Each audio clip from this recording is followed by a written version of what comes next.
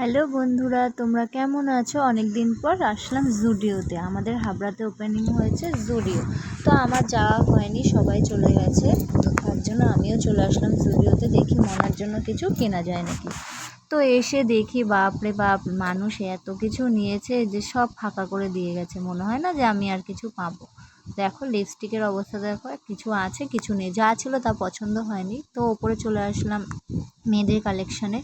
তো কালেকশানগুলো ভালোই ছিল, কিন্তু যা অবস্থা একটাও পছন্দ হয়নি। তাই দোতলায় চলে যাচ্ছি, দেখি আরও কিছু যদি ভালো দেখা যায়। তো চলে গেলাম, চলে যাওয়ার পরেও দেখছি এখানেও সব ফাঁকা ফাঁকা ফাঁকা। চুড়িদারের পিসও দেখলাম, লং চুড়িদার আছে, তবুও ভালো লাগলো না, নিলাম না। এবার গেলাম মনার জন্য কিনতে, মনার ওখানেও তো ফাঁকা। তো যাই হোক, আমার ছেলের জন্য আর কিনতে পারলাম না। আবার পারফিউমও ছিল অল্প কটা, তার মধ্যে দেখো আমার ছেলে খেলা করছে, দেখো হ্যাঙ্গার নিয়ে। হ্যাঙ্গার নিলে ও আর কিছু লাগেই না। বাট এই চুড়িদারের কালেকশানগুলো খুব সুন্দর ছিল, আমি নিইনি।